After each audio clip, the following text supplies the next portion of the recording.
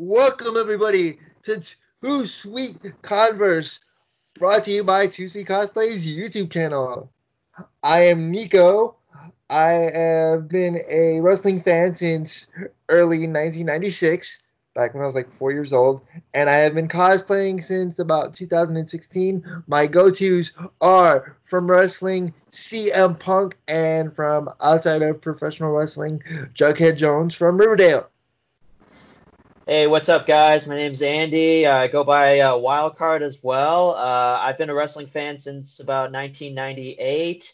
Started cosplaying around 2012. One of my main inspirations from wrestling-wise has been Kenny Omega. I do a lot of different other cosplays too, especially from fighting game genres. Ryu, Johnny Cage, Street Fighter, Mortal Kombat. Hey, y'all. My name is Steve-O, STVO. I've been watching pro wrestling since age 7 in 1990, with my first notable pay-per-view being WrestleMania 7. I've been cosplaying in the convention scene since 2002 at Anime Central. My wrestling cosplays notably have been the Hurricane as well as the Big Boss Man. For non-wrestling cosplay, I've been Pee Wee Herman, Danny Phantom, and Sketch Turner from the Sega Genesis game Comic Book Zone.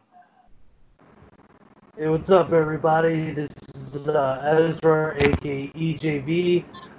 Been a wrestling fan since 1986, with my first notable event being In Your House Buried Alive. I've been cosplaying since 2015. My main cosplays are Kevin Owens, the villain Marty Girl, the bad boy, none other than Bully Ray. And now that leads us to the discussion. Steve-O, take us off. All right, everyone. Since we know that last Wednesday was a very, what is called Black Wednesday, we've seen the release of a lot of unfortunate WWE superstars. That was really a tough day. Yeah, absolutely. It literally was superstars and employees enough that you can actually have a Royal Rumble match, which to me blows my mind. Like, I've never seen that ever since I've started really paying attention to the WWE, either the Christmas cuts or the spring cleaning cuts that they kind of do almost, if not every year, every other year.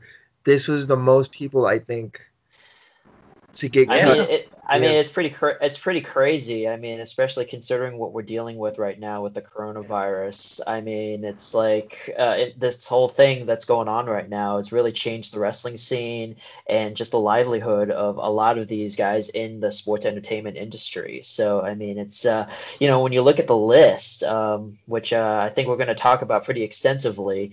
I mean, a lot of those people, a lot of those guys that are on that list. I mean, what do you guys think is like the most surprising, cut from that? I'll go ahead and let me go ahead and take this one.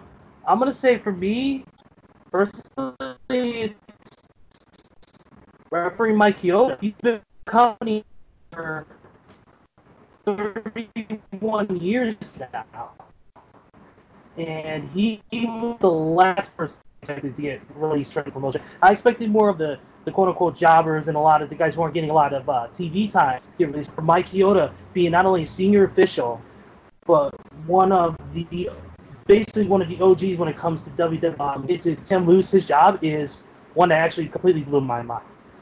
Yeah. Absolutely. Yeah.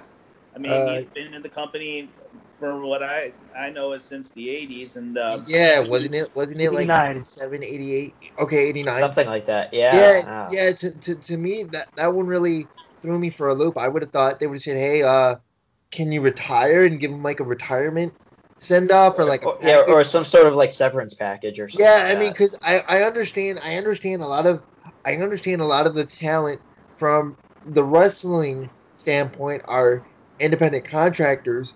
But wouldn't you think a referee that's been with the company since '89 would be considered an employee? I mean, it's one of those things that you're just like, nobody saw that comment, and then apparently, like, the refs did one of those. All the referees did like one of those don't rush challenges on TikTok this morning. I saw, and I was just like, oh, that immediately made me think of Mike Chioda of like, man, how funny would it have been if he was in this? But it just feels weird because Yeah. Right. I've never Yeah. heard I've never heard wrestling fans chant for a referee at a show like fans would do at a WWE event the night after a WrestleMania when they chanted Mike Chioda. I think it was after WrestleMania 28 or WrestleMania 29. I noticed that and I was like, Mike Chioda's getting a chant. That's amazing. Like, Absolutely. Yeah. Yeah, I mean, it's kind of like almost the end of an era. I mean, I believe it was in 2018. Jim Johnson, former music producer for the WWE, was released, and God rest his soul. Unfortunately, we've seen the passing of famous ring announcer Howard Finkel, like literally it's the a day shame. after. So yeah, perhaps that's a some real of those shame. longer-term releases are due to, okay, we're paying this guy a lot. We have some younger referees we can pay significantly less. I mean, it's Yeah. unfortunate, but that might be their thinking. I mean, is what I'm thinking. it's part of life, unfortunately. But I also think because of what's going on in the world right now with this epidemic, this is just affecting everybody. This isn't just affecting professional wrestling or the WWE. I mean, I know some other companies in the industry are able to do things differently, like New Japan and like Ring of Honor, and that's great. That's fantastic. But we don't know the situation that WWE is ruling in right now. I mean, right now, I mean, it's just like it's all about them trying to be very cost efficient right now because they're losing a lot of money for not doing any of these live shows. They're not even doing Money in the Bank anymore. I think what was the location of that? Like in it's Baltimore? going to be Titan Towers. No, the original location. It was in like, Baltimore, Baltimore. Maryland. Baltimore. Is what I Okay, believe. so I mean now it's just like now they're like not just that, but they're losing like money from live events from like Raw, Friday Night SmackDown, House just shows. any of these things like anything like that there too. And now they have to resort to do like filming all these shows at the Performance Center, and then of course what you guys said, just Money in the Bank being at the corporate headquarters right now. But it's right now it's just all about just trying to create ways to save money and just shed I guess the fat off the body right now. And unfortunately, a lot of the guys that got cut were that fat. So I mean, which is very unfortunate at this point. Yeah. Yeah, it just proves though that in retrospect that even the mighty WWE can't be exempt from something of this magnitude in the world, and it proves to the fact that it doesn't matter if you're a multimillionaire with $1 billion company at your disposal, you're still going to get impacted. A lot of people thought, oh, Vince McMahon's company's not going to get impacted because they're still doing live TV shows and all this stuff. But the thing is, it's all about revenue. And they are not getting any revenue because they're not making the live event gates. They're not making the pay-per-view buys. And that's something that is killing all promotions right now. And not just WWE. We're continue to talk about that throughout our video with AEW Double or Nothing basically being on the fence. Yeah. Even though they still say it's going to be live, I don't know how that's going to turn out. They sold all their shows until further notice. I mean, luckily the talent's getting paid, but then there's still revenue not being put into the company. And that's something that, it just proves that, doesn't matter. You can have a $1 billion company at your disposal. You're still going to be affected by this epidemic going on.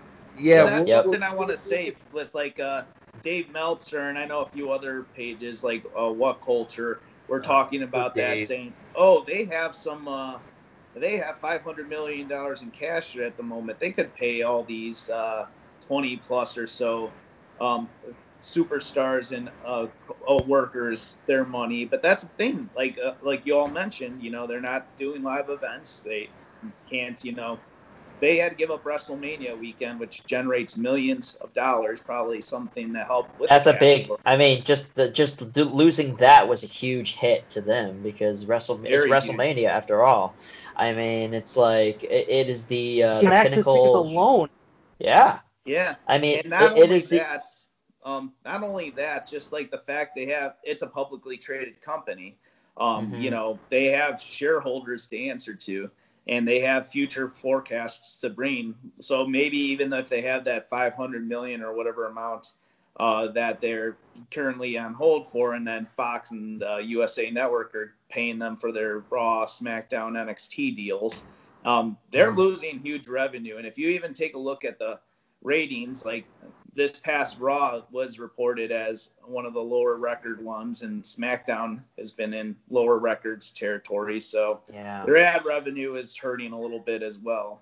And here's the thing. I kind of wanted to get us back on topic, but since we're already here, here's the thing. The Raw and SmackDowns and even the NXT shows without the crowds, they have not been bad shows. Actually, I was just thinking about that because I was watching clips of Raw yesterday, or not yesterday, on Monday, and I was just like actually impressed with some of the matches that went on, especially the match with Drew McIntyre and Angel Garza. I was actually pretty impressed by that. Yeah, I was just wow. I mean, the matches have been pretty solid, but to me, and this is the weird thing, to me, my favorite part of these no crowd shows has been the promos. If you look at the promo that Edge was, all the promos that Edge and Randy Orton were doing. Yeah, they've been very good. With no crowd, that was very good. The promo that Velveteen Dream did on NXT last week, Wednesday, was pretty good. So I think these shows with no crowd have actually been pretty solid with the promos. Paul Heyman, do I need to say anything? I mean, he's always money. So that's, to me, that's the weird part. I do want to say also. Okay, so anyways, one thing I want to say really quick is I'm glad that they did. They're not doing the recorded previous matches anymore. I think that is probably hurting the quality. I personally got tired of watching that, so sometimes I would say, okay, I'm going to watch something else for the rest of the night, or I'm going to play some video games instead. I got a little tired of those pre-recorded matches. The only exception I had, in my personal opinion, was the Ric Flair versus Shawn Michaels. Agreed. I'm in the same boat, because all the other pre-recorded matches, I didn't care because they were kind of so recent. The only one I will say is, like you said, Steve-O, Ric Flair and Shawn Michaels from WrestleMania 24, and then maybe Charlotte Flair versus Asuka from 30, because that was the best match of that night. Yeah. And one thing I want to mention about Edge's promo and about maybe some Paul Heyman's promo is a lot of times the crowd adds the ambiance to the promo with the live crowd listening in, especially if you're a heel when they boo you, when you're saying something about your opponent. But the way I like it without the crowds with the promos is it gives it almost an old school feel, because they're staring into the camera and they're looking directly at the audience at home. Where a lot of times promos, they're just looking out into, they're paying attention to the paid crowd out in the arena. This is kind of something that almost NWA has kind of taken to the reins to lay on their programs. And that is, facing more towards the camera and, just talking to the people at home more. And I think that there's no live crowd. It doesn't hurt it, but it also really doesn't help it either. So, to me, yeah, you're missing the ambiance when you're cutting a live promo like that. But I think they did just fine with what they did. Yeah, just to piggyback off of what you guys were saying, it's like what you said. The crowd plays a big role in a lot of the wrestling shows that we see today. We don't see a whole lot of the old school promos or even the matches as often as we should, because I feel like that we're just so used to seeing all hundreds and thousands of people just standing behind, cheering, screaming, and booing, whatever. But it's just the fact that you take that element away from the wrestling in general, whether it's Raw, SmackDown, or AEW. It's a whole new realm that we're not used to seeing. but in a way it kind of brings out the best in a lot of the performers in terms of their promo or even their wrestling matches too. So I mean, I'm starting to really dig the kind of it took me a while to get used to it, but I'm really starting to dig the whole like environment right now, just because it's bringing out a lot of guys' A games. That's just my opinion on that. Though. And for what I'm seeing is a lot because there's no crowd. The wrestlers have been having to get a little bit more physical with their matches. Exactly. As Bully Ray would hear the shots. As Bully Ray would say, they're laying their stuff in a lot harder than what it is because they got to make up for that loss of crowd by adding the physicality, which helps draw you in, keeps you entertained. And that's just a reminder, I feel like that's just a reminder for like the newer generation of wrestling fans right now who are so used to seeing like all these shows with the big crowds and everything, that this is what real pro wrestling kind of looks like here. So this is what it's supposed to be like, as opposed to all the flash and flare behind it all, you know. And yeah, I do want to say that, it did take me a long while to get used to the no crowd reactions. Like the first night of WrestleMania until I rejoined the video chat, I was almost ready to turn it off. I mean, everyone putting their A game on, and, the ladder match was good, but I did miss the crowd. The second night, however, I was kind of like, okay, I'm getting used to this. It's getting a little more exciting. I think everyone's using their best abilities to tell the stories in the ring. Everyone's doing great with their moves, doing a little more storytelling's been great. And I think to your point, Steve-O, I think the second night of WrestleMania was the better night of the two. I'm sure we'll get into that later. But I think also coming off of the high of the Boneyard match from the end of night one, it really kind of lifted all our spirits, because I was in the same position as you, even though I was in the group chat talking while we're watching it together. The first night I was kind of just like it didn't have that same feel. It didn't have that same excitement or joy that I normally get when I watch a wrestling show, especially a WrestleMania. But then after the Boneyard match and the way everybody was reacting, we're like, whoa. And then night two, right off the bat, they start with a real physical, and when I mean physical, I mean a match that felt like a fight between Charlotte Flair and Rhea Ripley. Because usually in pro wrestling, when you're doing a move or a spot, as they call it, the person usually has to give their body to you. You give your opponent your body. However, that match felt as if like they had to fight for each move, and they had to fight for each position. If you go back and watch it, you can see that it was a very physical, and it felt like almost like a real fight. Absolutely. Definitely. Yeah. Is there anything else you guys would like to add to the whole COVID-19 affecting these shows, or there was one thing I wanted to add real quick, Nico, and I'll let you go ahead and take over.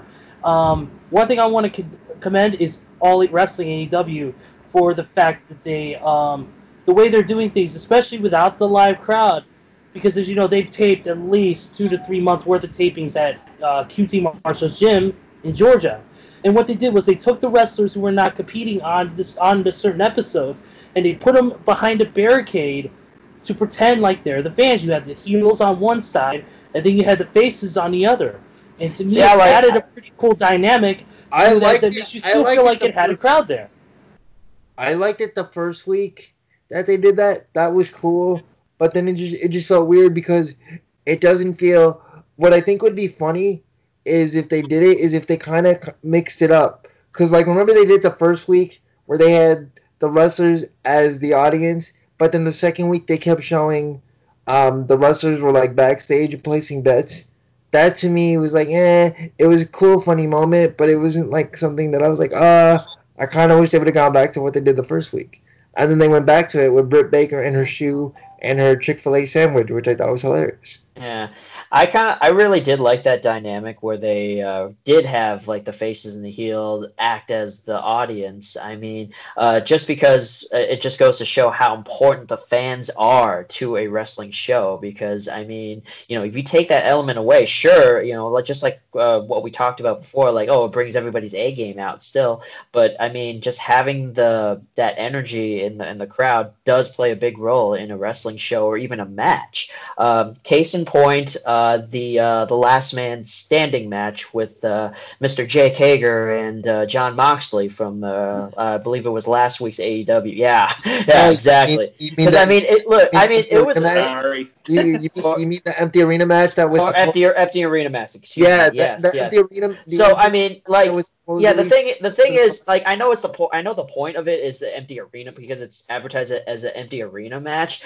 But I don't know about you guys, but I was bored with that match. Like, I hate it. Yeah. It was great. It was a real like the fact that it was Moxley and Hager. It's like, okay, it's actually good. Empty arena match. Sure, they're gonna beat the shit out of each other. But after a while, it just dragged, and I felt like if it didn't have because there was nobody in the crowd, it was just so boring, just because I was just like, oh man, I can't believe I have to, I'm going to have to sit through this here. But I mean, if you had like a bunch of fans in the crowd just cheering, booing, doing whatever it is that they do, it would have added a little bit more excitement, a little bit more tolerance to it. So, I mean, that's just my opinion on that. So, I respect both talents. They're both very talented individuals, but I think maybe with Jake's style, it probably would have been better just being a one-on-one, or they should have just gone for the full Extreme Rules experience. It was almost like it was like overhyped, like probably one of the more overhyped matches. Yeah, it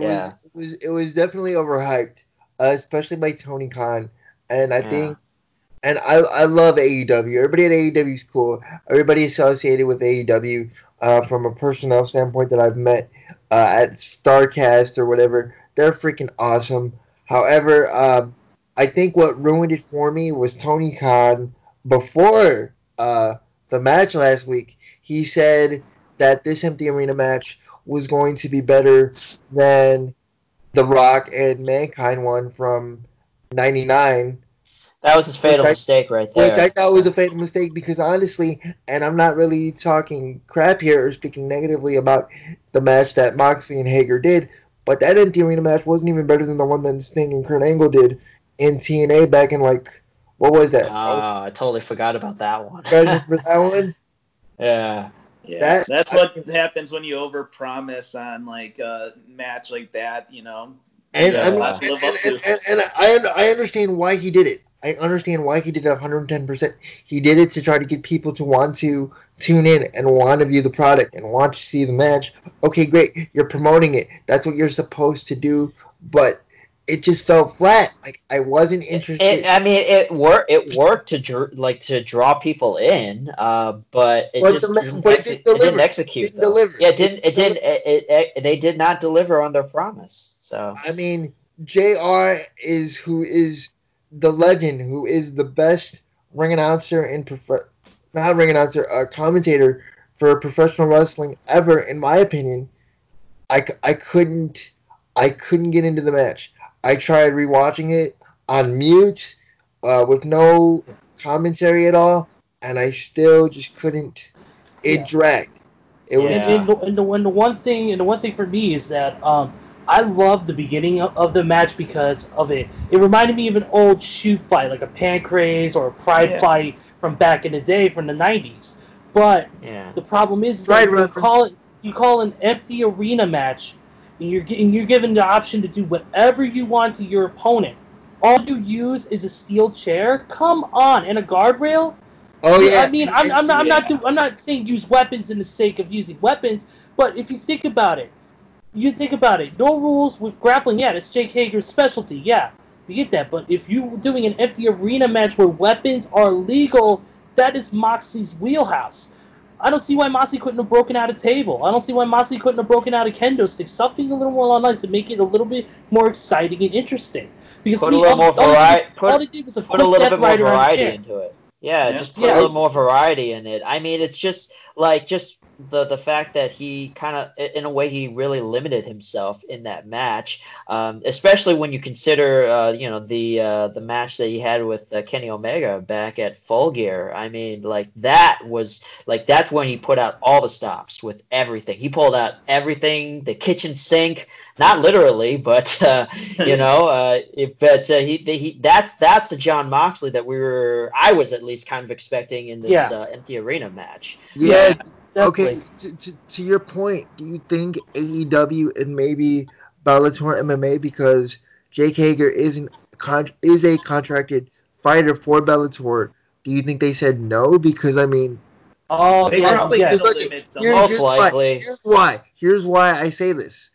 Because we're getting way off topic to what we were originally talking about with releases up in the AEW. This is what we're going to just for all you listeners, you might want to get used to the fact that we may actually we're going to go off topic. We're going to go all over the place. Go one place and then somehow, some way we end up going somewhere else.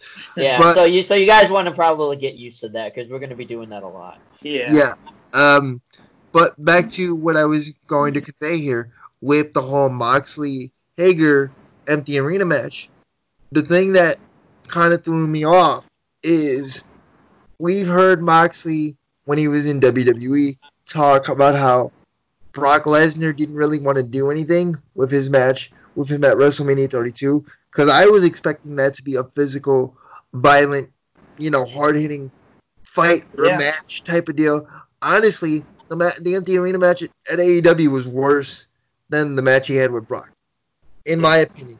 Because, Ezra, to your point, when you said, it should have been like a shoot fight, kind of like how Pride, or, like just a grappling fight, I was expecting, they fight, boom, bam, boom, bam, boom, because Moxley does have some MMA experience and background, and then by some crooker way or something, maybe Moxley catches him with a submission or something quick where it's like, oh my god, what just happened? But I wasn't expecting this. This match was way too long. It was way too long. And did they even go like backstage in the arena, or did they just fight in the crowd? Nope. Like in the seats?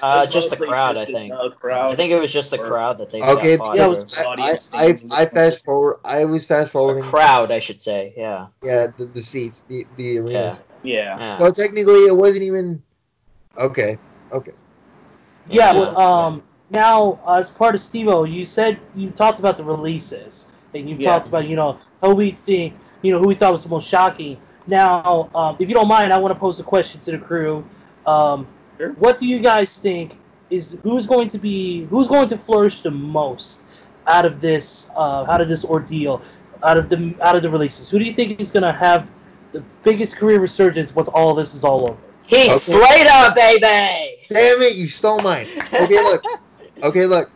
I'm going to say Gallows and Anderson, but I want to talk about the releases real quick, too. Yeah, let's talk about, which releases were most surprising and maybe... That one was the biggest surprise. Okay. That one, Gallows and Anderson was the biggest surprise to me because they just signed contracts that were $750,000 each. Yeah, that was pretty surprising just to see those guys go, especially with. I understand why you cut that. You're trying to save money. I understand why you cut that, but you're just like, wow. Here are two guys that I thought when they came to WWE, I thought, oh my god, we literally have AJ Styles, we have Finn Balor or Prince Devitt for those of you who know New Japan. So, can I just say that the WWE really, really dropped the ball on that? I mean... I don't get it. It blows my mind. How do you... So, you got basically... Let's just all agree here that you got basically the core members of Bullet Club in WWE, and they didn't do anything with any of those four guys as a unit together. Yes. Separately, yes, they did. With the club, OC, Balor Club, but I mean, they could have capitalized on something that was actually huge and made a shit ton of money. Yeah, and I mean, by the way, when we say core members, Tama Tonga, we are not talking shit about you or Tonga No, Loa. no. If you somehow listen to this podcast, we are not disrespecting BC anymore. Tama, we're cool. We love you, Tama. We love you, Tonga Loa. Switchblade Jay White, we're cool, bro. All right. Yeah. But like, yeah, you had arguably the most 4 popular members of Bullet Club from New Japan in WWE. How you not put all 4 of them together? I mean, they teased it over and over, and yeah, I understand. Finn was a babyface, but if you would have turned him heel a bit, or if you would have had, I mean, they turned him heel anyways when they put him in NXT. Okay, and look, Finn's killing it right now. He's gonna have a great match. But we got to take into consideration, like, hypothetically, yeah, what if they did put these guys together as a unit, whether it's under a different name or not? Were they going to actually be booked properly? I think it would have worked for a couple of months. And I do want to chime in here. It wouldn't have worked. It wouldn't have worked like how Bullet Club has worked in New Japan, because WWE does not do long-term booking. I'm not hating on that. I'm not speaking positively of it, but it would have worked for a few months. And if you do it to where you have either going into your summer months, where you're going into SummerSlam, or even if you're going into Mania, to where you book them as a strong unit, and then you end up dissolving them, they end up going their own ways, whatever. Mm-hmm. But God, the fact that you didn't even try to put the 4 of them together. No, it's almost like they were trying to do the opposite, trying to separate them. Imagine this, guys. If they would have done this into the fall or in the late summer, and they would have built it, and let's say they did it last year, and let's say they did do it for Survivor Series, we could have possibly had the Club versus the Undisputed Era. See, yeah. Again, moneymaker right there. Yeah, that's a moneymaker match. That would sell out any 20,000 seat arena in a snap. See, that right there, that's a huge drop right there. The Club versus the Undisputed Era would have been way better than the Undisputed Era versus Imperium. And I am not absolutely. I am not hating on Imperium. I'm not hating on British strong style wrestling which is what NXT UK incorporates a lot. I'm not hating on that style at all. I'm just saying, if you would have did the Club or the OC, whatever you want to call them, versus the Undisputed Era in a 4-on-4 match at a Survivor Series, at a TakeOver. I mean, they teased it at Survivor Series. Yeah, seriously. Steve, what were you going to say? We kind of cut you off there. Yeah, I'll be quick. So pretty much, I want to do a quick retrospective with, Gallows and Anderson. Like, starting off, they were pretty strong when they debuted, and then they teamed up with AJ Styles in his feud with John Cena for a while, and then as soon as AJ got drafted to SmackDown and Gallows and Anderson were left on Raw, I think they did have a tag title run, like without briefly. Like I was going to say a couple of coffee. Yeah. They went into 30. They went into Mania 33 as the tag champs. Yeah, and then they also had, they were feuding with the New Day with that horrible Old Day sketch, if you remember that. And that's kind of disappointing because like Luke Gallows is actually like a really entertaining dude. So is Carl. Okay. Yeah, Carl too. I mean, those guys are actually like really entertaining, and they could have actually done something like hilarious with the New Day too. That's why I think even though we all shit all over the old day skit, I think they were even trying to make the best of it, because you could even see they were like they're trying to do things and everybody's just like no. Yeah, because I mean I don't know if they were just holding back, or if they were just like that's what they were told to do, or I don't know if this was their idea, but they could have done a little better of a job with it, because like I said, because outside of WWE, if you've watched a lot of what Anderson and Gallows' work, like on podcasts, whatever, I mean they're pretty funny dudes. Quick and also AJ Styles recently said he feels guilty for their releases, and I kind of want to tie that into like my personal opinion. Unfortunately, I think that Vince or the upper management just was not into those two separately. But anytime they were paired with AJ, like I said, like through their feud with John Cena, and then later on they reformed. last summer, they were a pretty strong faction as the OC. Yeah, and that's it. Anytime AJ wasn't involved, they were kind of shot on. Yeah, I mean, that's what it is. It's the natural chemistry between the guys because of how well they know each other and their personalities, and that's what clicks between them. No pun intended. Is that it just when they get together, it's like you're putting lightning in a bottle, and you don't capitalize. WWE capitalized, and of course, I'm not shitting on WWE either, but in a sense, they did not capitalize on what could potentially be a big money-making venture for the company as a whole. And that's what kind of confuses me sometimes about WWE's creative processes, because like ideas like that, which could have made them a lot of money, which is obviously something that they try to strive for, and they don't capitalize on it. That's a little confusing about. Like, I'm just wondering what their rationale. That's the thing, though. I think it's one of those things. We think it would make them a lot of money because we love those guys. We know how they work, but like I mentioned earlier, I don't know, because I think it could have been one of those things that, it's good for a quarter of the year leading into one of your big 4 pay-per-views, but then that's it. That could be true. I don't think it could have gone. I don't think he could have done something that goes on for 6 months to a year or even longer, how the way New Japan somehow, some way keeps the Bullet Club fresh and unique. And I'm not trying to compare booking styles or strategies, but I'm just saying I don't think the WWE believes in that type of mantra. Because when was the last time they tried doing something like that? They did that with the Nexus in like 2010, and I'm talking the original Nexus. Like they came together the Raw after Mania, I believe, after Mania 26, like a week after Mania 26 or something, and then or when was it? Yeah. When was it? When did the Nexus show up? It was shortly after Mania. It was in 2010. Yeah. The Nexus did. Yeah, sometime in 2010. Yeah. Yeah, it was shortly. Yeah, and then it ran all the way through SummerSlam, but then they somehow were able to keep it into Survivor Series. Yeah. Yeah, and I don't mean to get too much off topic because I want to get to more of your guys' surprises on the releases that have happened.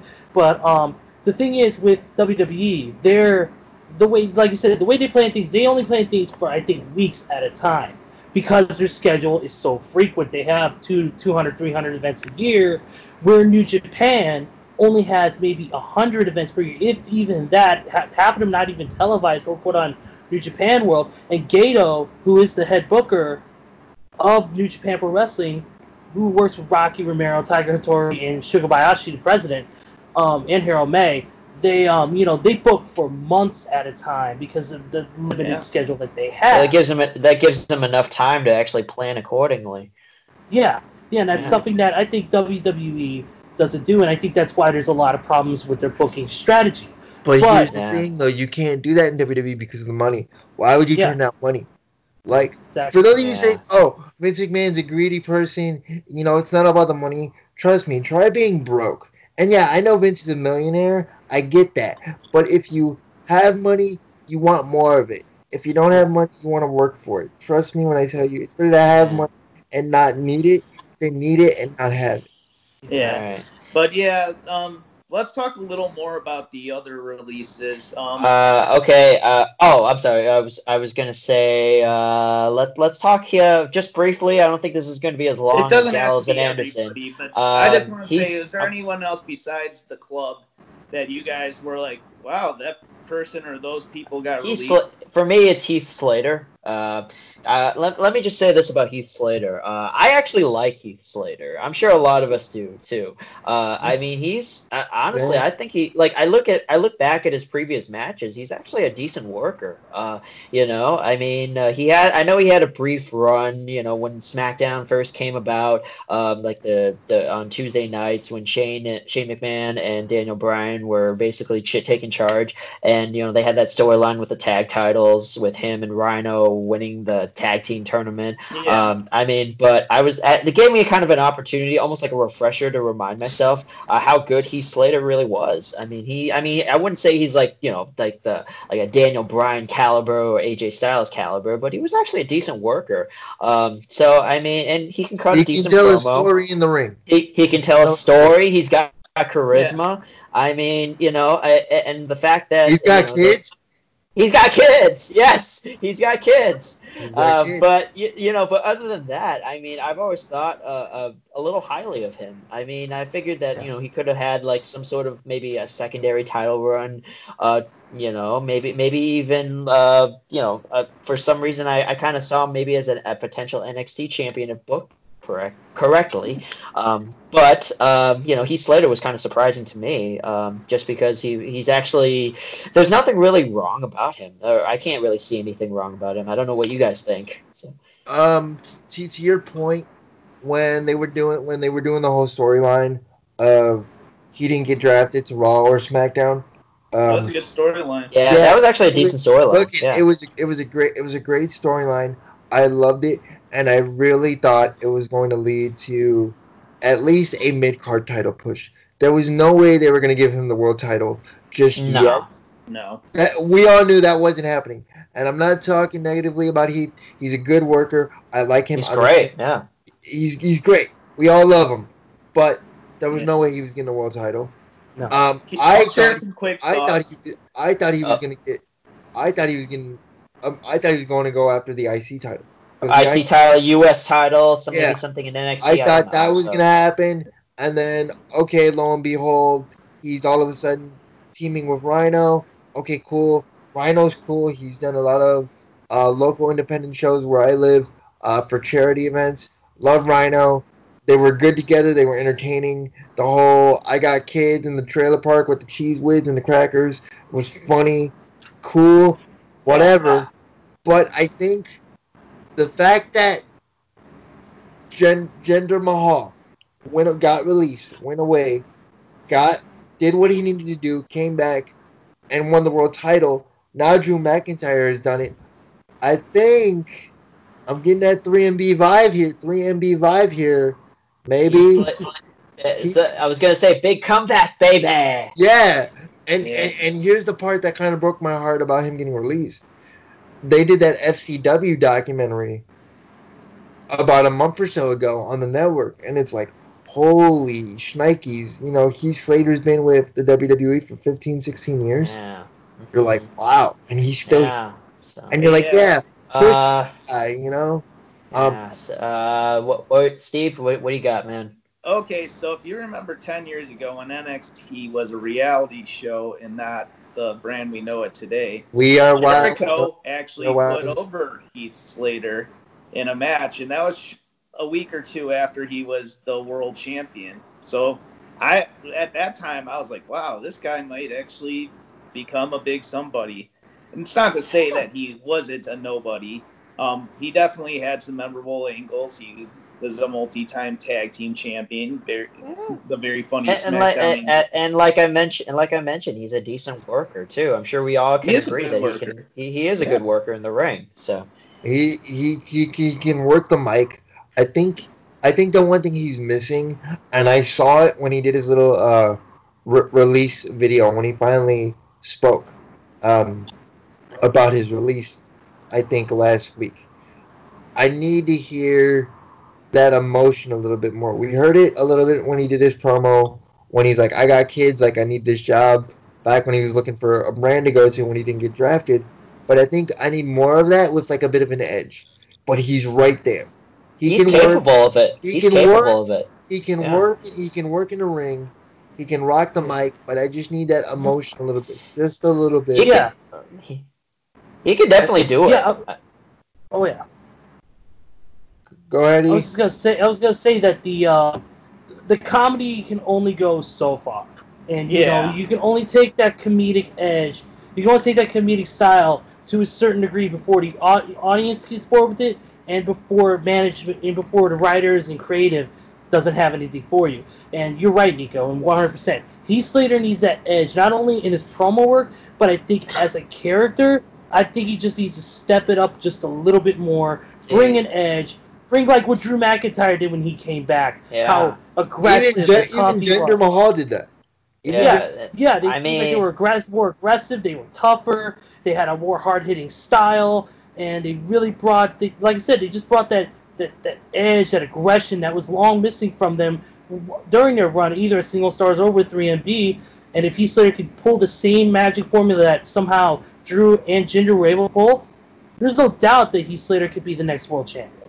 And that's another thing, though, like with Heath, like after that whole We Got Kids storyline, or I Got Kids storyline, and him and Rhino's run as tag champs, what else did they do from like 2016 to present day? I think Heath may have done a few 24/7 things, but we never seen him. So that's the only reason why I'm not horribly surprised he was released. I mean, it really sucks, and I feel for him. I feel for everybody who did, but I mean, just I honestly was expecting.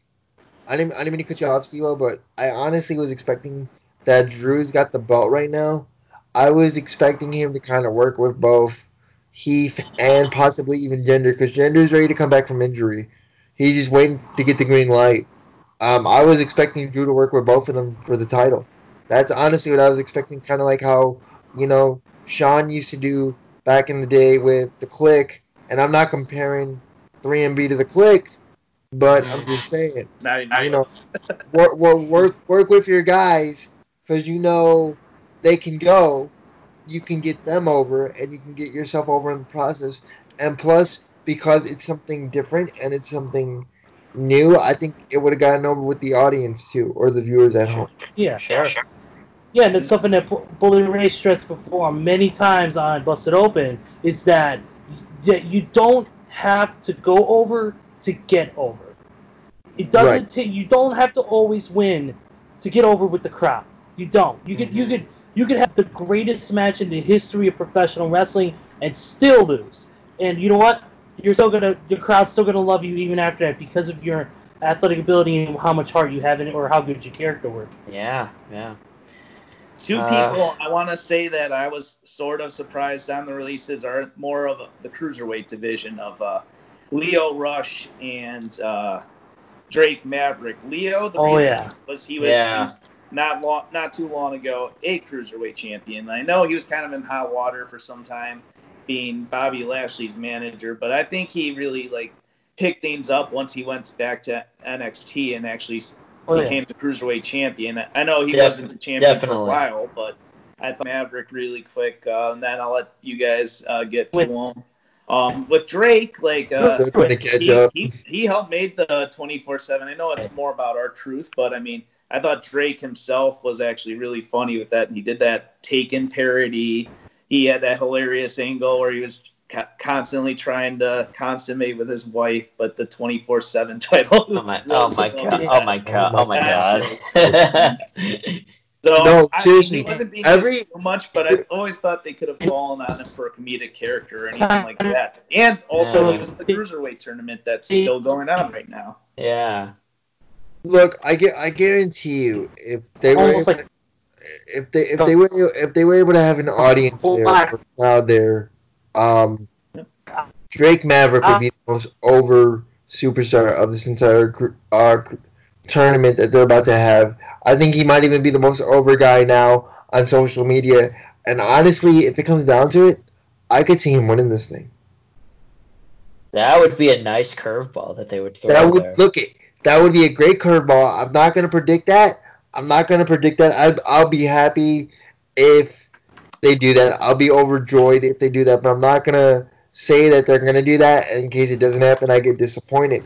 Yeah. But he's a guy that was entertaining in TNA or Impact.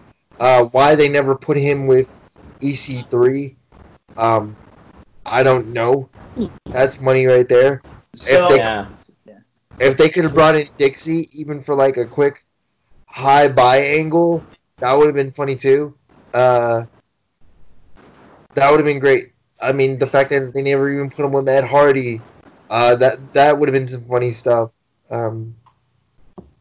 I got a message from Ezra. He said his call has frozen. I told him to try to hang up and try to recall so we can hopefully get him back in. Yeah. What I was gonna say. I mean, we should. I was gonna say because I'm watching the time too. So, Yeah. but want to make sure that we. Where are we? Since, At 15 minutes or 50 minutes. We could start wrapping it up soon if we unless we want to add a little bit more. Yeah. Let's try to get into some of the other names. Got released. Yeah. The other names that, there's Rusev, Aiden English, or guys. I mean, I won't talk about those guys too much. Hey, he's back. All right. Well, no, now he's gone. Left. Okay. He's gonna try to dial back in. Hopefully. Well, I won't talk about these guys too much, but Rusev is a guy. Aiden English.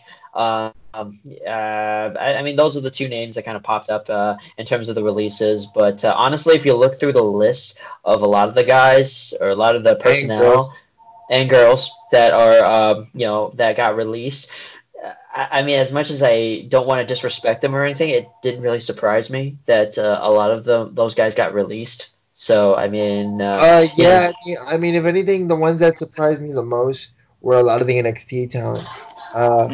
There was that one Brazilian girl, the blonde, I can't remember her name, Tina or Tanya or something. Welcome back, Ezra. Hey, you're back. Hey guys, I just switched over to my phone, so. Alright, cool. You got better quality. So we're basically just running through the list quickly on, who we are kind of like surprised by in terms of the releases that happened. Yeah. I wasn't surprised by Rusev. He's gone again, but oh well.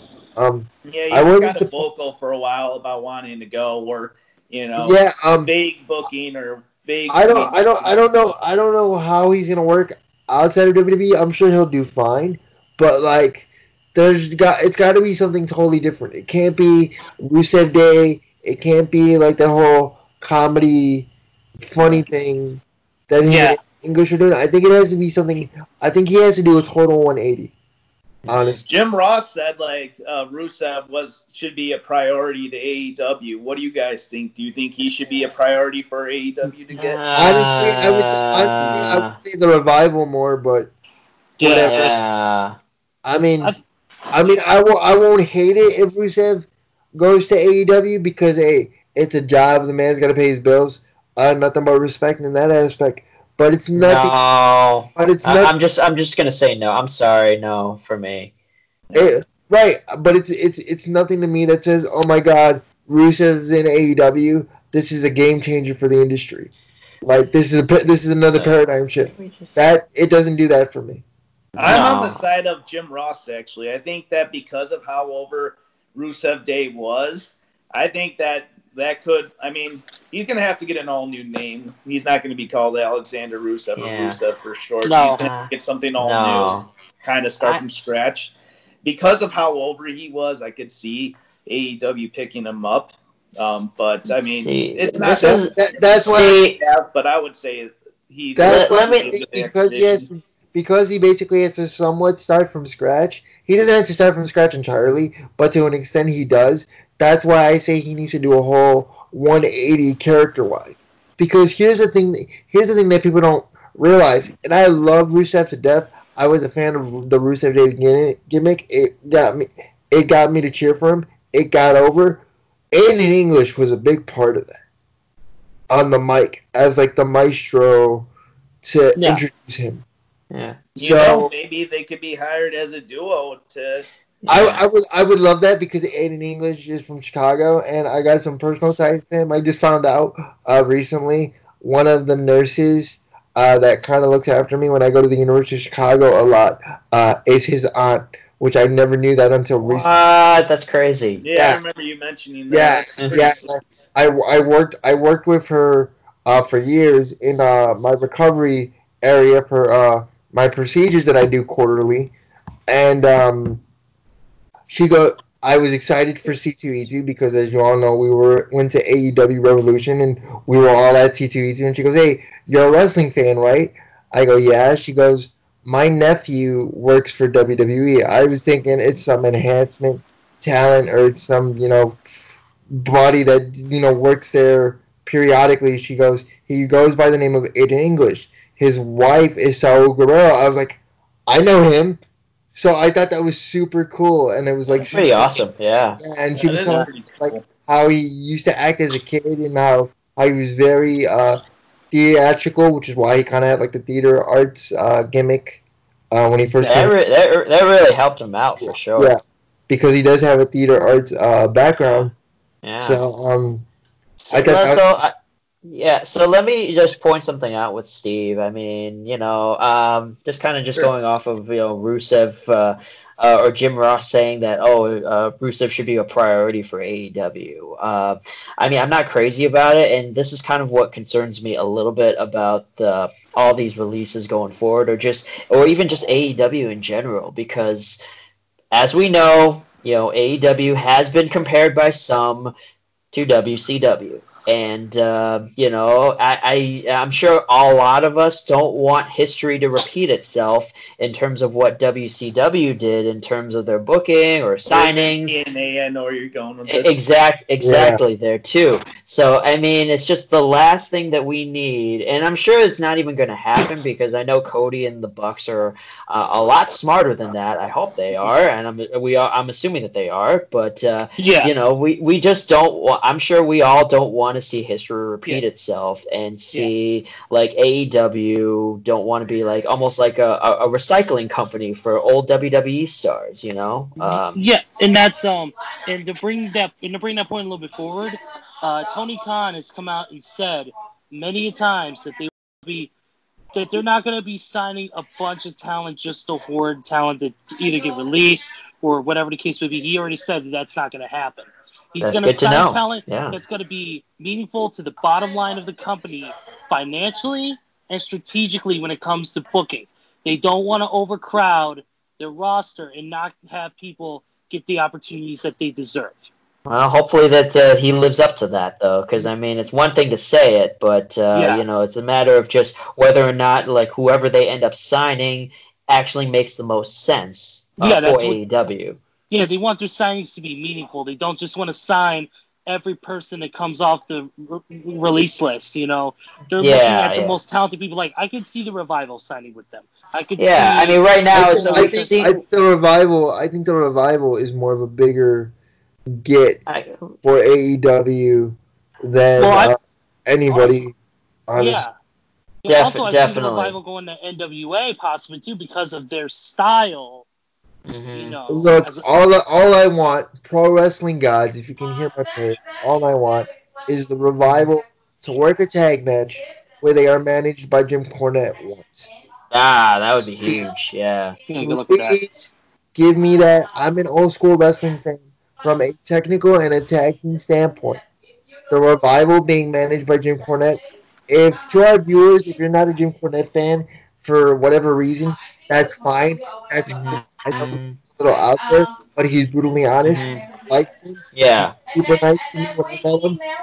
Nothing to say negative about Jim Cornette, but he needs to manage the Revival once.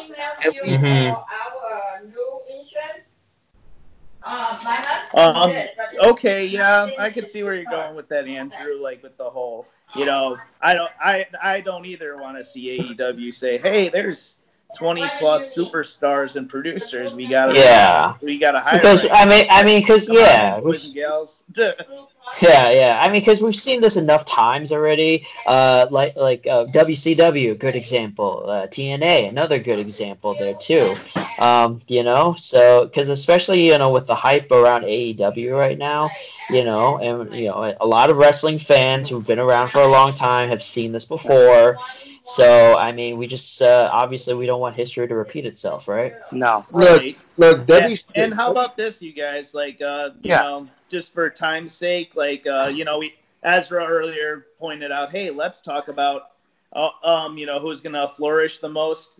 How about we take that, and then we can go off the list of the talents, maybe kind of do a quick picks of, if this works for you guys, we can do something like, okay, here's these superstars. I see them going to AEW or TNA or New Japan Pro Wrestling, things like that. Do you want to do something like that? Absolutely. I'm fine with yes. Yes. But here's All right. what, And who here's would what I like think to we lead should. off? Here's what I think we should do. Also, I think we should pick a talent's name, and we like do they flourish or do they not? We say yay, nay, and if we have a disagreement on a certain talent, we briefly explain why. Also, Sure. Let's do it. Yeah. So, do you want me to like read off the list and then? Yeah. Go ahead. yeah, but Yeah. throw in the tag teams as one. Okay, so and I'm gonna include Revival even though they were technically the Friday before. Yeah. Yeah. Like maybe we can do this. Like we each say okay the promote. Or well, let's just go with the yay or nay, and then we can. Yeah. say what Let's just promotion we're gonna go. like almost like rapid fire this a little bit Yeah. and see because it's a big list. So. All right, yeah, and I'm not. Yeah. I'm gonna forgo the producers, and if that's okay, just because otherwise we're gonna be here. Yeah. all day. That's fine. Yeah, That's fine. I think a lot of those producers will come back anyways once this is all. Yeah. Yeah. Yeah. Yeah. agreed. All right. Fire away, man. All right, number one. Say yay or nay, and then after we're done, we'll just each go over the promotion. You can just say a promotion or say unsure if you don't know. All right, the Revival. Yay or nay for flourishing? Yay. Yay. Yeah, of course. Yay. Say yeah. And then Yeah. promotion, AEW is where I predict they're going. I What say AEW. AEW. Most likely AEW, but whatever promotion will allow them to be managed by Jim Cornette at least once. All right. This one we just had a debate on, but let's just say it anyways. Rusev, yay or nay? I'm gonna say nay. Yeah, I gotta go with nay too. Undecided. I like Rusev. If he ever hears this or sees this, I'm a fan. I have the utmost respect for you. I want him to flourish, but it's got to be something totally different. It's got to be a 180. Yeah. I'm going to go against the grain and say yay, and he's going to go to AEW and witness at least some short-term success. Yeah. Okay. Fair enough. All right. Drake Maverick, yay or nay, and where is he going? I'm gonna say yay, but I'm gonna say Impact Wrestling. He's gonna go back to Impact Wrestling as Rockstar Spud. I'll second that. Yay, Impact Wrestling. Yeah, I'm gonna go with yay, and I'm gonna go with Impact as well. So I'm going to go yay, but I'm going to say curveball.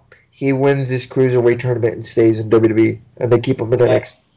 That would be something. I don't know if That'd be a nice swerve. I don't see it happening, but in a perfect world, I'm gonna pick that. okay. All right, the next superstar, Kurt Hawkins, yay or nay, and where to? Yay, 1,000%. Look, I'm gonna throw him and Zack Ryder in the same or Matt. What's his last name? It starts with a Cardona. Cardona. I'm gonna throw them both yays together because they're gonna be fine. They have their major wrestling podcast where they talk wrestling and they talk action figures. It's pretty awesome. Go check it out. Give those guys a little quick shameless plug. I enjoy it. It helps me with my action figure hunting and purchasing. Sorry, I'm a nerd.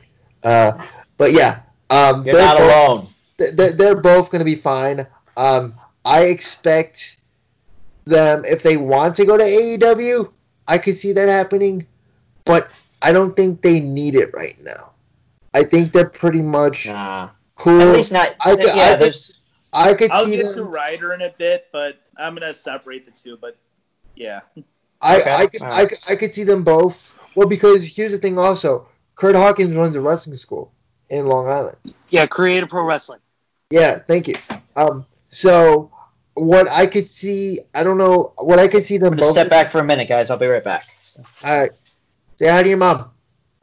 What I could see them, what I could see them both doing, honestly, is I could see them writing the circuit of going to the signing circuit, the meet and greets at shows for a little bit, where they technically can work on the independent, but they technically decide. okay. Yeah. I'll chime in really quick on Kurt Okay, I'm Hawkins. back. I think he will flourish. However, I don't see him going to any of the other major promotions. I think he's going to work to the indies, and then when this COVID release is done, he's going to come back to WWE just like the last time he was released due to the WWE Network, kind of hemorrhaging money where they had released him, Jinder Mahal, etc. I think he's going to just be coming back to the WWE whenever they're able to rehire. Yeah. That's my guess. Yeah. Let me be clear real quick, Andy. I didn't mean to cut you off, but let me be clear. Yes, I see both Brian Myers now and Matt. What was his last name? I'm sorry. Cardona. I keep mispronouncing it. That's why I didn't want to say it wrong. I see both Brian Myers, Matt Cardona, Kurt Hawkins, Zack Ryder, whatever you want to call them, the Major Brothers. They are both going to flourish in whatever they do. All right. Okay. I'm just gonna quickly say yay on that, and I can definitely see them coming back to WWE when all this COVID-19 nonsense is over. But if anything, it would not surprise me if maybe they go back on the tag team scene together as the Major Brothers. So I mean that'd be a nice little twist, and then reinvent themselves under that name. So as for the company that they would go for if they were to pursue that idea, AEW perhaps. So hey, look, anybody, if you know the EVPs, and this is gonna sound like I'm talking negative about Cody and the Young Bucks, I'm not. They are three of the nicest people ever. They've always treated me good at a show, at a signing, whatever. But if you know those three guys, you pretty much got a job. I mean, honestly. And yeah, right. We'll get into Zack Ryder since we've kind of talked about him. I will say, yes, he flourishes, and because of the whole, Cody pretty much putting up an Instagram post like right after his release, I think he's a lock for AEW.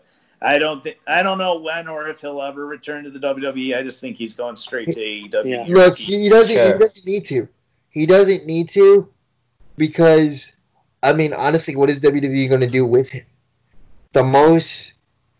Everything that Zack has done in WWE that got him over, he kind of did on his own. I mean, he got his WrestleMania moment with WrestleMania 32 on the Intercontinental title. According to him, he was actually looking at that painting of it or whatever right when he got the text that he was being released. So he got his WrestleMania moment. He got one of the biggest pops ever when he won the U.S. title in New York back in 2011. Or was it New York? Was it Long Island that he won the title? When he won the U.S. I don't know. Okay. I don't remember, well, basically, at TLC 2011, he got one of the biggest pops I've ever freaking heard on a pay-per-view. He got over. He got himself over. Yeah. He's gonna be fine. I don't think he'll come back to WWE as much as I would like to see it. I thought the fact that WWE got Morrison back, I thought it would have been great if they put The Miz, Morrison, Ziggler, Ryder, and Hawkins all together as a faction. That's what I kind of wanted. They could have been like, we're the underutilized type of group or whatever. You know what I mean? That's what I was looking forward to when they brought back John Morrison. But maybe that could potentially happen one day, but I don't know. Yeah. Go ahead, Ezra. Yeah. Yeah, I didn't get the chance to speak on Hawkins. So for me, it's a yay on Hawkins, and I see him flourishing no matter where he goes. As far as the company, it's going to be tough, but I see him doing the indies for a while, like you guys said, before he goes back to WWE.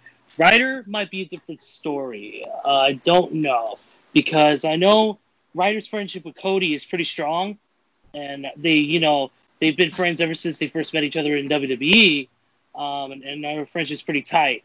So hey, apparently, I don't mean to cut you off there, E, but apparently Cody or Brandy was the one who set up Ryder with Chelsea Green. So hey. Yeah. Nice. Yeah, but back to kudos. What I was saying, since I want to try and keep this rapid fire, is that I see Ryder flourishing, and I see him either staying with WWE or going to AEW. All right. Okay. Anything else to add, wild card, before we go to the next superstar? No, I think I said my piece. Okay. Please, though, if you guys hear this, Zack Ryder, Matt or Kurt Hawkins, Ryan, if you guys hear this, please, if you do signings once this whole COVID-19 nonsense is over, please come to the Midwest. Come to a Warrior Wrestling show. Come anywhere so I can meet my broski. Please, please, I need that. That is on my wrestling bucket list. Thank you. Okay, so let's get on to the next. I mean, we already talked a lot, so I don't want to get too much back into this, but we'll just go with Luke Gallows and Carl Anderson. Well, it's already yay, but I mean, it's already been confirmed. I mean, it's already confirmed that they're going back to New Japan Pro Wrestling. Right here, All right. Yeah, I'm just gonna just agree and. Hey, real quick though. What if? And I'm not saying this is gonna happen, but what if they go back to New Japan? It looks like they're gonna re-up with Bullet Club, obviously, because they're two of the OGs, especially Carl, but they don't. And here's why I say this. People forget a few years ago before he went to WWE, Andy. Somebody's clinking in the background. Oh, yeah. I think that's from me there, so. I think I would really like to see Chad get I wanted to call him by his real name. I'm sorry. I'm such a mark. I would really love to see Carl Anderson. I'd like to see him get a singles run. He had a strong showing that 1 year in the G1. I think didn't he win the G1 1 year or no? He got a world. He was close, I think. What did he win that got him a world title shot? Because he ended up winning a tournament of some sort to where he had to fight AJ Styles. Maybe New Japan Cup? Was it the New Japan Cup? Okay, it might. Can't be 100% sure on that, but. Okay, well, somebody do some research, because I know he won some sort of tournament or he won some sort of match, because it was a big deal of, Carl Anderson is getting a IWGP World title shot against then champion AJ Styles. And then I think so, I mean, if they go to New Japan and they reform up with Bullet Club, okay, cool. I'm happy for them. I hope they come to the U.S. and do a signing so I can get my action figure signed. But, like, I don't know. Maybe they go to Japan and then they don't get in Bullet Club right away to the point where Tom and Tonk was like, no, you fuckers left and went and did something in the WWE and failed. You're not the same type of guy. I don't see it happening, but it's just too obvious to see them back with the Bullets. I think that's what everybody's anticipating, that they join up with BC and just kind of bring the band back together. But that'd be a little bit too obvious, though. Right, yeah. which is what I'm saying. What if they throw them a curveball? Because automatically you're gonna have them thrown in the IWGP Tag Team title picture. Okay, cool. Tag champs right now are what? Is God, right? In New Japan? God right now, yeah. Okay. So we got a few more names to go off of. But that's my take on it. But regardless, Gallows and Anderson are going to be fine. They're going to be fine. They'll be good, yeah. Hey, Carl's got a hot Asian wife. He's good. Hot Asian wife. All right, next, Steve-O. All right, EC3. He was fine without WWE after the first release. I think he'll be fine again. He'll be fine. Where he goes, Impact seems like the obvious bet, but quick opinion. I'm not wild about the guy. He's okay, nothing great, but back to I mean, I never was either, except when he gets on the promos and he kind of like answers the fans, like when they say something like "You can't wrestle," and he goes, "Yes, I can very well." Things like that, kind of like how MJF does. People are saying that maybe he goes to AEW and they form a tag team with MJF. I don't want that at all. Because regardless, I think MJF would just destroy anybody on the mic. Yeah. He's one guy that he'd go to AEW. It's nothing personal, but I just don't think he would add all too much. I see EC3 going to Impact, though. Yeah, I could see him going back to Impact on this one. Yeah, I see EC3 heading to Impact. All right, how about this one? Leo Rush. I see him personally. I see him heading back to the independents, especially this company called MCW, where he was really, really popular. He was like, I think it's on the Northeast Coast. Yeah, It was like, Yeah. yeah, it was an MCW. It was a very popular promotion out there. That's where he really broke his where his name got really broke out there in the wrestling world. I think what's gonna happen is I think he's gonna head on there, go back to MCW for a while, and I don't know where he'll go next after that. Probably I'm gonna guess maybe it's time for him to take a little excursion to Japan and join the junior heavyweight division out there. Yeah. He would definitely succeed in that. I like that idea. Yeah. I don't think he would do Japan though, just because of how close and how very family oriented he is. Yeah. And I'm not saying it's a bad thing. I love that. I've seen him do videos where he loves taking his kids to school. I think that's an awesome quality in any sort of human being, especially a father. I think I would love him in AEW. I think wherever he goes, he will flourish from a performance standpoint. I know some people say, "Oh, he's got a bit of an attitude, or he's a bit of a problem backstage." So what? I think he's kind of chilled out right now. My thing is, he's staying out of trouble. Go if you can go. I'll carry the back of your problems, and trust me when I tell you, Lio Rush can go. The fact that Mattel never made an action figure for him aggravates me and angers me to this day. I wanted one. I still want one. But I think Lio Rush will be fine. He'll be fine, yeah. I don't know where he's going to go, so I'm going to say undecided. But wherever he goes, he'll be fine. Mm-hmm. Undecided / indies. He'll be okay, but yeah, that's really all I have to say on that one. Yeah, I'm gonna say yay, and he'll definitely be back in the indies. I could see him going back to Ring of Honor too. So yeah, they could definitely use some star power over there. But here's the thing, though: if he goes to Ring of Honor, would they push him? That I can't answer for sure, but it would give him some a nice addition just to the talent pool because ever since the Elite left, it's been kind of a ghost town over there.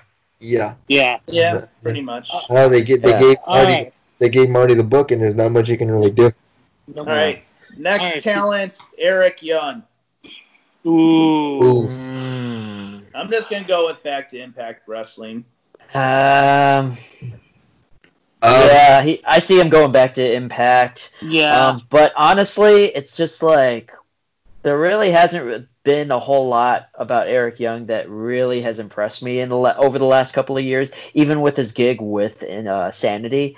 I thought that was good, but then they really dropped the ball with it. But it was unique for a while, but I kind of got sick of it. Even in an NXT before they joined the main roster, it was cool that there was a stable with 3 guys and then an active women's wrestler. I thought that was cool, but that was pretty much the extent of it. They didn't do much. Look, Eric Young can rock the mic. He can cut a promo.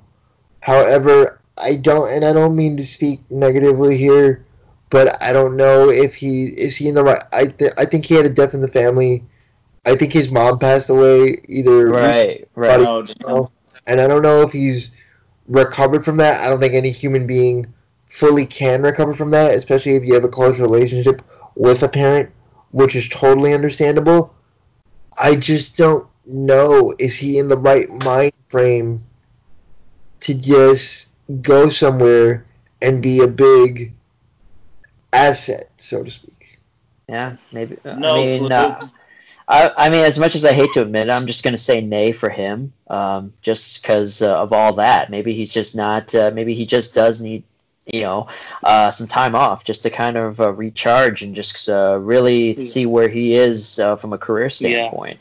Yeah, I agree. I'm gonna say undecided, but I will say this: if anybody hears this, that's an Eric Young fan, or if even Eric Young hears this, I want him to succeed. We all do, yeah. I want anyone in this industry to succeed. Do what you got to do to be happy. Do what you got to do to make your money. Go for it. But as of right now, I'm just going to say undecided. Okay. The next person we talked about him, so let's let's try to keep it small talk. Heath Slater, yay or nay? Well, we kind of talked about Slater already, so yay. Yeah, we don't need to go into further detail. Yeah, we already talked. We said our spiel. And then back to the WWE. That's my take. Yes. Yeah. All right. Next name or? Yeah. Next name. All right. Next Aiden name. English. Yay, Chicago. I talked about him a bit. Chicago homegrown guy. Want him to succeed. I think he's going to do a little bit of wrestling, but I also think he's going to do some stuff outside of wrestling. He has that whiskey thing or something, or that one bourbon or whatever, I think. Yeah. So I'm gonna say yay. Back in the Indies, other outside projects, and I could see him coming back to WWE, maybe even NXT at some point. He can, dude, make him a commentator. Put him on the mic. Mm-hmm. Yeah, I think that's where he's gonna end up. I don't think he's gonna end up anywhere but WWE. I mean, not saying he's not a viable talent, because he is. But the thing is, I see him with his outside ventures and with the fact he's been lately transitioning more into a commentator instead of an in-ring competitor. I could see him coming back to WWE later on after doing Indies and then transitioning into a commentary role. Maybe NXT, maybe taking over on Raw or something. Who knows? Yeah, I'm just going to go with he'll be fine. I'm wishing everybody is fine with this stuff, but he'll be doing more outside ventures, and instead of like AEW or back to the WWE, I think maybe NWA Power would pick him up whenever they resume. Mm-hmm. All right, the next person, Finn. Leo Rush, we kind of talked about him already. We already talked to him, yeah. Sorry, let's see, Heath Slater. Wrong person. Sarah Logan, that's who I wanted to talk about. Oh, yeah. I saw the rumor that she might be coming back. I saw that too, yeah. Yeah, same. Hey, she's got a good character. I was digging the whole Viking woman type of, I don't want to say wild child, but like I digged her character when they introduced her in the Mae Young Classic way back when. I was like, whoa, who's this? She looks like a girl that kind of Ezra and I went to school with almost, from like the hunting, backwoods type of gimmick, which is something cool and something I resonated with, even though I don't really hunt much or anything, but I know some people. Do you guys think she's even a good worker? I feel like I don't see enough of her to really be a good judge of it. That's what I'm saying. Like, we don't see enough of her in ring work. I kind of had to look her up. Like, okay, who is this person before she can? Yeah. To me, I think she needs to just stay out of like a big company like WWE for a while and rebuild her character in her in-ring work. To me, when she was Crazy Mary Dobson, and I've seen videos of her as Crazy Mary Dobson, outstanding, a great wrestler with an awesome gimmick, and she had it really going, really popular in the Indies for a while, taking on some of the best women's wrestlers before they signed with WWE. But to me, I think while I like the current character she rocked in WWE, I think to me she needs to just leave WWE alone for a while, hit the Indies when all this coronavirus stuff is over, return to Crazy Mary Dobson, and just dominate the independents. Okay, correct me if I'm wrong, because you know a little bit more about her independent work than I do. Did she do any sort of like program or like kind of like a faction with Rosemary from Impact? I believe she did at one point. I believe it was a couple month run, but it wasn't nothing. Because I kid you not. Yeah. About yesterday or maybe the day before yesterday, I saw Rosemary kind of send her a tweet or something where they're both mentioned in a tweet together. So that really caught my eye and got my attention. Hey. Sarah Logan, I didn't say too much, but I've always thought she had a cool look. Her in-ring could use some work of what I saw, but she didn't really display that much.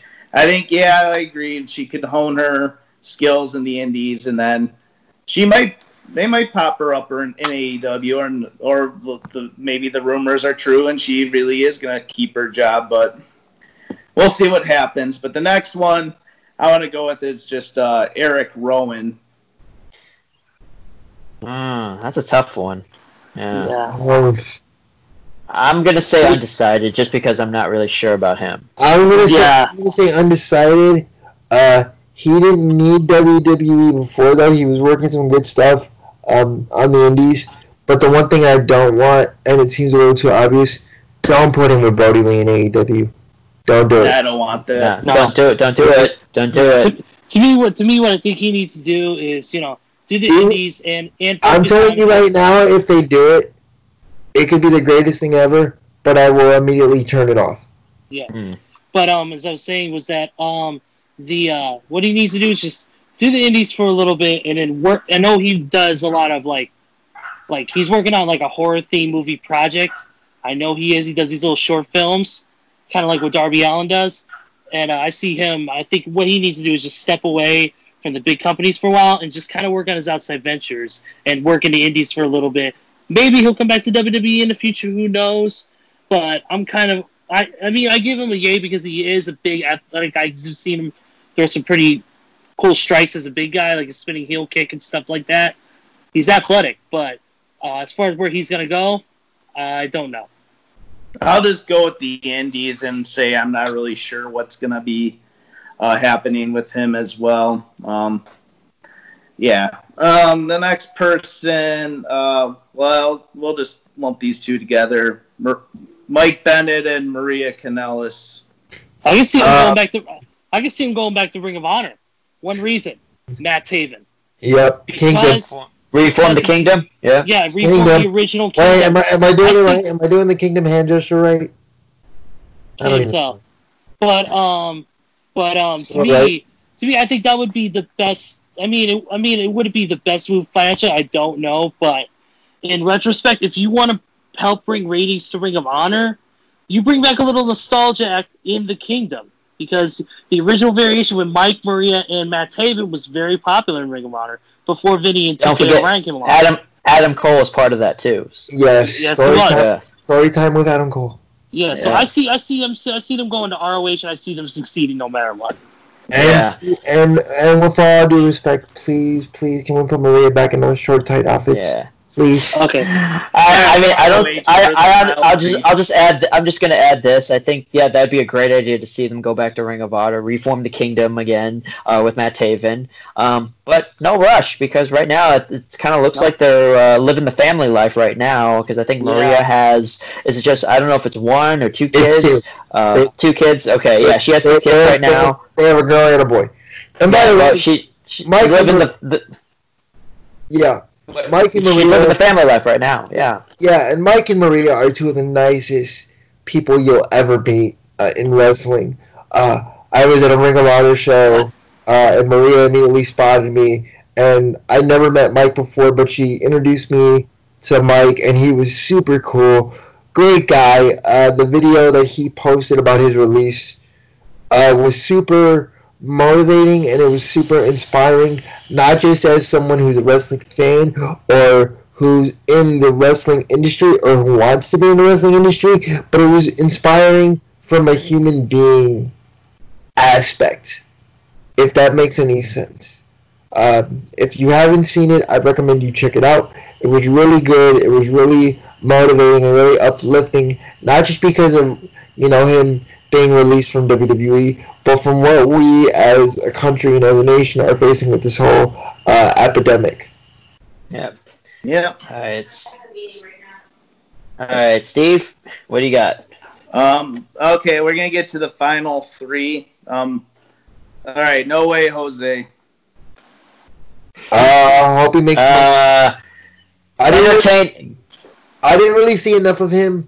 I mean, the conga line was entertaining, but it was also kind of like how Adam Rose was with the Rosebuds. So, I mean, I'm not speaking negatively about the guy. Whatever he can do to make a living, go for it, bro. I'll support him. I'm gonna say yay from an entertaining standpoint. But he definitely needs to go back to the Indies if he wants to reinvent himself. Okay, E, what do you got? Yeah, go ahead. 1 second. I was gonna say yay on the entertainment standpoint as well. As far as him going to the Indies or whatever, I could see him working his craft there and getting better. Yeah, he didn't show enough for me in ring to really prove that he's a hot commodity who needs to come back to WWE. he's entertaining as all hell with the conga line and with his positive attitude out, as a character. But to me, what he's missing, like what Heath Slater's missing, that edge. He's missing that edge. He's missing the fire. It's kind of hard to see that with No Way Jose, considering with with his personality. But that's where you change it around, where he can have fun and all that, be fun outside the ring. But as soon as he steps in it, he's all serious. There's characters in the past who have done that, who have been fun and happy, but then when they get in the ring, they're serious as hell. Mm-hmm. There's not much I have to say about No Way. Seems like a funny guy in person if you've seen his tweets and videos. Him and the Glorious Bombs. Him and the Glorious Bombs that Tommaso Ciampa and Johnny Gargano used to do on I remember those. Yeah, classic. Was hilarious with No Way Jose Glorious bombing the Glorious Bomb videos. Yeah. All right. Final one, tag team. Primo and Epico Cologne. They were already gone, and they're making money in Puerto Rico. Yeah, that's the one where I said that should have been done before a pandemic even started. I don't think it's taken a pandemic for them to be released. I like the tweet that Epico sent out about his release. It was very professional and very motivating and very humbling. Sure. I thought that was cool. I'm not going to be able to quote it because it's not in front of me, but I thought it was a very class. I'll be honest. I'm just going to be undecided. I'm just going to say undecided for those guys because it took me a while to even realize that they were even still employed with WWE. When I saw their name, I saw the list, I was like, they still work there. Yeah, and I guess I just I haven't even seen enough of them in ring-wise in quite some time to really be a real judge of, whether or not they're going to even succeed or not. Yeah. And that's really it for the releases as far as that goes. Is there anything else you guys would like to discuss before we close out tonight's show? I think we were gonna talk about like a cosplay, something cosplay related. No. This is what we're gonna do cosplay wise. This is something we're not doing it this first episode because this is our very first episode, and but what we are going to do a feature cosplayer. It doesn't necessarily have to be wrestling related, but because we are a wrestling group, we're gonna try to stick with that theme. What we want you to do is on our Facebook page, Too Sweet Cosplay, submit your best cosplay of wrestling related cosplay, of whomever. You can be from The Undertaker to James Ellsworth to Becky Lynch, whatever you got. Yeah. And we're going to pick one each week, and you're going to be our featured cosplayer of the week. We'll give you a plug on all your social media platforms, Facebook, Twitter, Instagram. We'll show your picture in your cosplay with your permission, of course, to just, show you and introduce you and show off your work to the world. Yeah. To those who are listening and watching, thank you all for tuning in. If you're still with us, seriously, thank you. Thank you guys for putting up with our shenanigans. We've talked about this we talked about doing a podcast for years, and I got a little emotional because yesterday I found out was the 3-year anniversary of the idea of me, Andy, and Ezra saying, hey, we should do a wrestling themed cosplay group based out of here in Chicago at C2E2, and we took the photo where Andy Wildcard was dressed up as Johnny Cage. I was Johnny Cage, and then I had a Casey Jones cosplay and a Bullet Club shirt. So but no, the photo that we took of the three of us, Ezra was 2017. Yeah, from 2017 when we were like, okay. It was you were dressed up as Johnny Cage with the U.S. title, mind you. Ezra was Kevin Owens or Steen with his smoking skull belt, and then I was CM Punk wearing a Cubs jersey and a World Series hat because we had just won the World Series the year before. Sure. And that was kind of where we thought of like, hey, let's do a Chicago, let's say a wrestling themed cosplay group based out of Chicago. Let's call ourselves Bullet Club Chicago because we were all up on Bullet Club. And when Ezra comes out with the design of the logo, like 2 weeks later, Pro Wrestling Tees uses that same exact logo for the Bullet Club Chicago themed shirts, which I thought was hilarious. Yeah. If you're watching the live video, Andy's wearing a Bullet Club Chicago themed sweater. The hoodie. And then we got Steve-O involved later, a few weeks later, a month later. I was just going to say, because running wrestling cosplay photo shoots at Anime Central. I think it was since I had attended one of Steve's previous shoots prior, and I figured that, hey, you want to get in on this, so I knew you had all the experience with that. And so we're like, all right, and here we are about 3 years later to the day, almost 3 years later in one day. Well, we'll say 3 years to the week, because it's the same week. And we have a podcast. And I mean, it took us a little while, but we actually were able to get this podcast thing going, especially with what we got going on. Yeah. And, it only makes sense because, right now, with everything going on in the world, there are no cons being happening right now. So I mean, there's only there's got to be some kind of way we could actually let everybody know that we are still here and that we're still kicking. And another thing we want to do, guys, also mainly in future shows of this podcast, we want to do like a wrestling spotlight, whether it's for an independent wrestler or a storyline that you liked way back when, a storyline that you hated, a wrestling legend that you liked, kind of like a Bret Hart or a Shawn Michaels, or maybe you hated Bret Hart or Shawn Michaels, and we want to do like a spotlight on them in future shows. We're going to try to get like maybe 1, maybe 2 shows out per week, most likely 1 just for now, or what are we thinking? Yeah, we'll see. I'd say maybe start with 1 just for now, expect and then 1 for now. Yeah, I'd say just expect 1, and then depending on the success of this, may have more future episodes in the coming weeks. Yeah. So we are going to give you at least 1 episode per week.